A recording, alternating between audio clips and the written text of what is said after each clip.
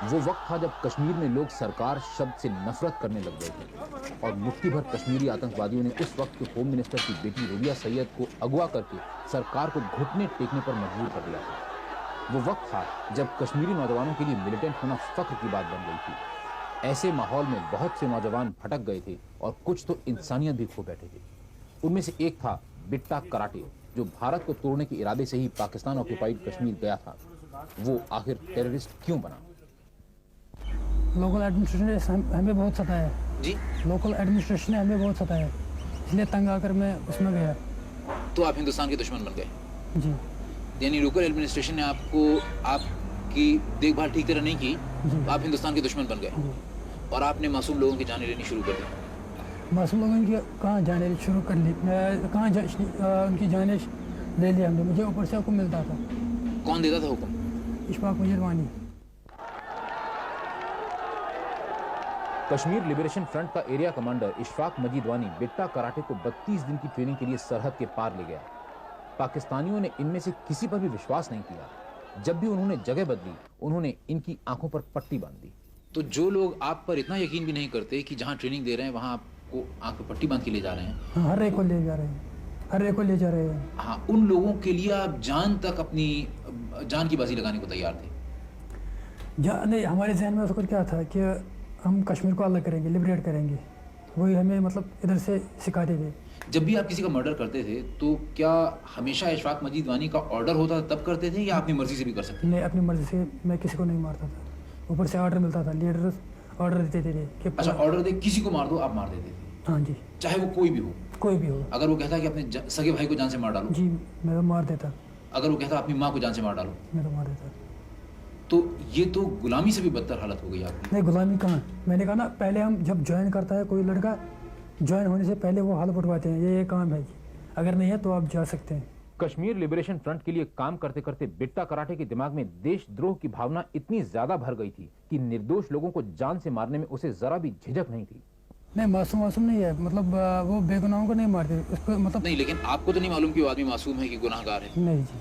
आपको हुक्म दिया कि मार डालो, आपने मार डाला? जी। He is not one of the most dreaded terrorists, but he was a compulsive killer, and we were after him for a long time because he committed some very gruesome murders in front of women and children and things like that. अच्छा, आपने कितने लोगों की जानें ली? मुझे याद नहीं कितने लोग हैं। यानी आपने इतने सारे लोग मार डाले कि आपको ये भी नहीं याद कि आपने कितने लोग मार डाले? 10-12 हमारे होंगे। 10-12 की 20? अब 20 ही लगा दीजिए, 20 ही हमारे। सारे के सारे कश्मीरी पंडित थे कि कोई मुसलमान भी थे उसमें? मुस्लिम थे उसमें। कितने मुस्लिम, कितने कश्मीरी पंडित थे? ज्यादा कश्मीरी पंडित थे? जी। क्यों, ऐसा क्यों? ऊपर से ऑर्डर मिलता था, मैंने कहा। अच्छा, पहला जिस आदमी को पहले आपने जान से मारा वो कौन था?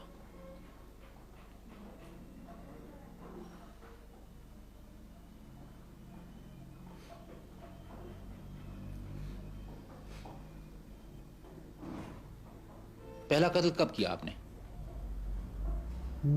पहला कत्ल कब किया आपने? वही मैं सोच रहा हूँ। पहला मर्डर मैंने सतीश को मारा। सतीश कौन? सतीश कुमार टिक्कू। टिक्कू कौन था ये? मुझे ऊपर से मतलब ऑर्डर दिया गया कि उसको हिट करो, मैंने किया। कौन था ये? पंडित लड़का। सिर्फ इसलिए कि पंडित था? नहीं, वो शायद आरएसएस का था। तो क्या आरएसएस का होना किसी के लिए गुनाह है? यानी अगर कोई आदमी आरएसएस का मेंबर हो तो आप उसे जान से मार डालेंगे? मैंने कहा ना, मुझे ऊपर से इंस्ट्रक्शन मिलता था कि फलानी को मारो। अगर मेरी जगह किसी और को मिल जाता कि फलानी को मारो, उसको मारना था।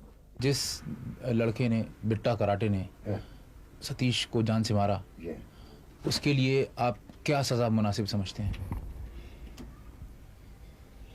क्या समझते हैं आप? बेटा तो मेरा कहाँ से वापस आएंगे तो क्या कहूँगा। किस चीज से मारते थे आप? पिस्टल से। हमेशा पिस्टल से ही मारते थे या AK-47 से भी मारते थे? AK-47 से हम सिक्योरिटी वालों पर एक्शन फायरिंग करते थे। अच्छा, और जब किसी एक आदमी को मारना होता था तो पिस्टल से? पिस्टल से। तो अकेले जाते थे कि 2-3 आदमी साथ होते थे? मैक्सिमम मैं अकेला जाता था। तो नकाब पहनी होती थी आपने? नकाब के बगैर। यानी लोग आपको देखते थे कि आप हैं जो जान से मार रहे हैं किसी को? जी। लोग पहचानते थे आपको? तो लोगों ने आपको पुलिस के हवाले नहीं किया? नहीं। इसका मतलब लोग उस वक्त लोग साथ देते थे। अच्छा, कभी ऐसा हुआ कि आपने जिस आदमी को मारना चाहा, आपने कोशिश की लेकिन आप फेल कर गए? नहीं जब भी आपने कोशिश की सफल हुए? जी, सफल हुए। मैं जिधर निशाना चाहता था लगा उधर बराबर पहुंच जाता। तो इसमें क्या खासियत थी आपकी, मतलब क्या बात थी कि आप हमेशा सफल हो जाते थे? मतलब मसल पावर पे होते हैं, मसल पावर।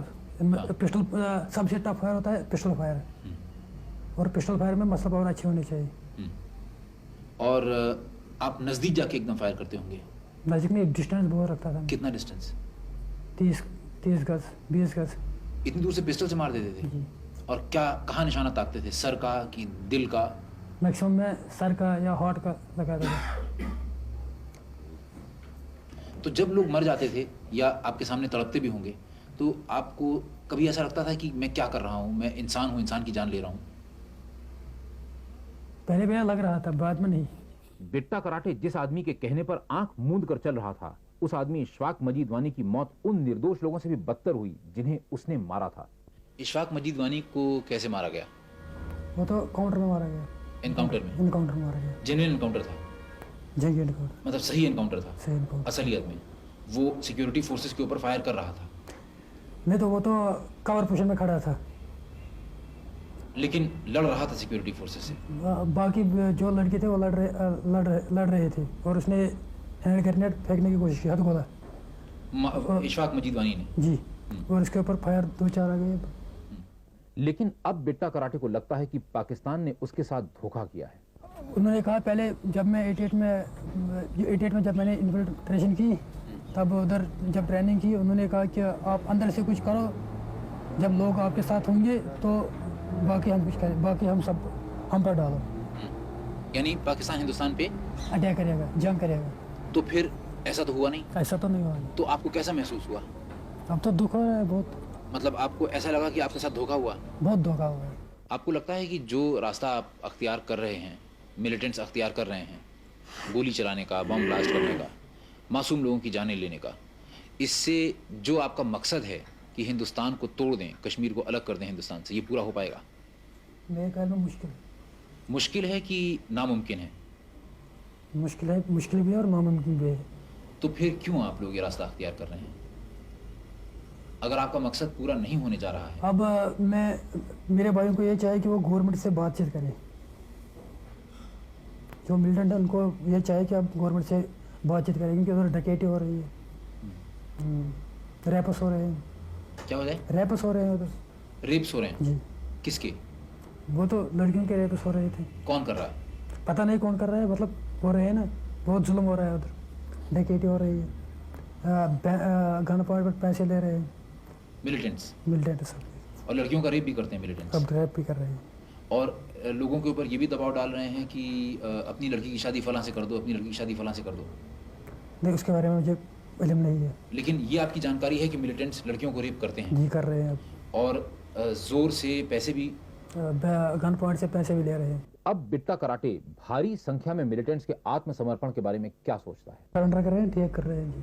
जो सरेंडर कर रहे हैं, ठीक कर रहे हैं। ठीक कर रहे हैं? ये ठीक कर रहे हैं। लेकिन जो बाकी मिलिटेंट्स हैं जो सरेंडर नहीं कर रहे हैं, वो जीने देंगे इन लोगों को जो सरेंडर कर रहे हैं? उनको भी सरेंडर करना चाहिए, लेकिन या होगा बातचीत क्या? करनी चाहिए। करना चाहिए तो अलग बात है, लेकिन हाँ जी। होगा क्या? मतलब क्या वो सरेंडर कर देंगे सारे के सारे मिलिटेंट्स जो इस समय 3000 या उससे ज़्यादा मिलिटेंट्स हैं वैली में? नहीं जी, तो असलियत में होगा क्या? मैंने कहा तबाही होगी। क्या सज़ा होगी आपकी?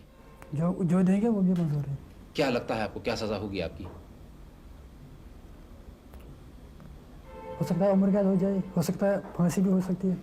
ज़्यादा क्या संभावना है, पॉसिबिलिटी क्या है?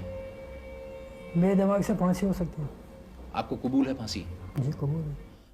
This man, who's so casual about killing other people, clearly sees his own end in a misguided glory of martyrdom.